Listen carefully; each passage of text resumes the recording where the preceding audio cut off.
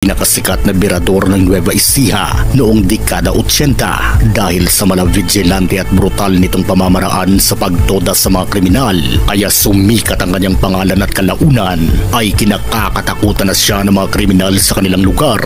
Isa siya sa mga naging instrumento para tumahimik ang magulong lugar noon sa Nueva Ecija, lalo na noong dekada 80 dahil sa panahong yun ay laganap ang kriminalidad sa lugar, kagaya na lamang ng mga unsolved cases ng mga kriminalidad, lalo na ang malawakang pagnanakaw ng mga kalabaw sa mga maliliit na magsasaka. Dito na isa-isang niligpit ng mga vigilante ng Nueva Ecija ang mga pasaway sa batas.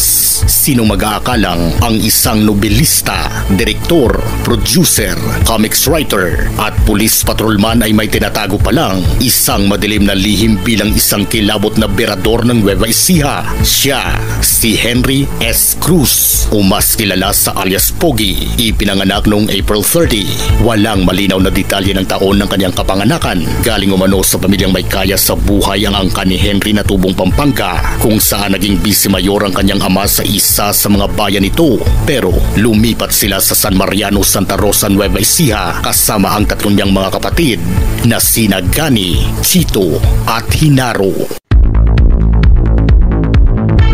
Dahil malapit sa Diyos ang mga magulang ni Henry at deboto ito ni Senyor Santo Niño, ang patron ng milagrosong simbahan ng San Mariano, kaya pinasok sila Henry bilang sakristan at nagsilbi ito ng ilang taon bilang alalay ng pare, kaya naging malapit sa puso ni Henry ang pare at kalaunan ay itinuring na niya itong bilang pangalawa niyang magulang. Pero sa kabila ng busilak na kalooban ng pare ay hindi pa rin ito nakaligtas sa bagsik ng mga kriminal. Tinuluyan pa rin itong tudasin ng pare kahit na sa kabila ng pagmamakaawa nito sa harap pa mismo ng batang si Henry. Matapos nakawan ng simbahan ay agad naman itong umalis sa lugar at iniwang nakabulagta ang pare, kaya sa murang edad ay nagkaroon na si Henry ng galit sa mga kriminal, rason para magkasakit siya ng post-traumatic disorder, kaya dumaan ito sa ilang counseling upang manumbalik ang sigla nito at di nagtagal ay nakarecover naman ito. Unti-unting bumalik ang mga katangian nito sa normal hanggang sa napansin ng mga magulang ni Henry ang kanyang talento sa pagsusulat ng mga nobela.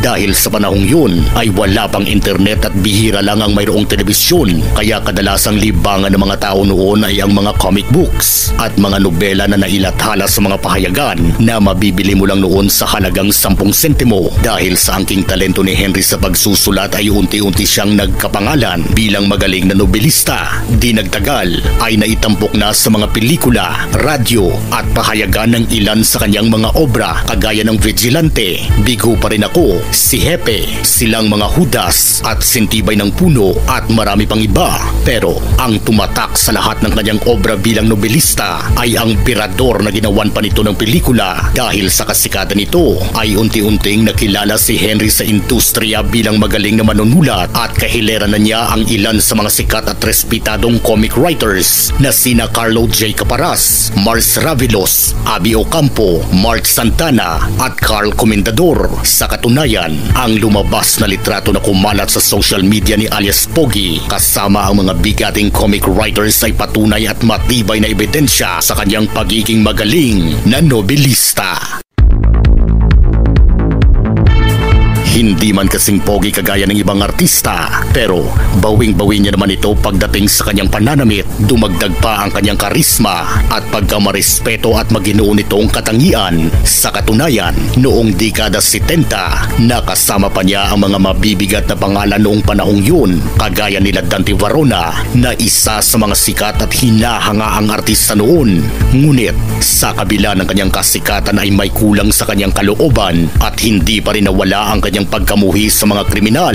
At sa kagustuhang makatulong at makapagsilbi sa bayan ay pinasok ni Henry ang pagiging alagad ng batas at nadistino ito sa Cabanatuan, Nueva Ecija, at dito na nagumpisa ang kanyang pagiging isang birador. Isa-isa umanong tinodas ni Henry o alias Pogi ang mga pasaway sa batas. Ayon sa ilang mga kwento noon na tinatadad pa umano ni Henry ang iba niyang biktima gamit ang kanyang malaalamat na katana at ikinakalat ang iba't ibang parte ng katawan nito sa iba't ibang mga lugar upang magsilbing babala sa mga kriminal.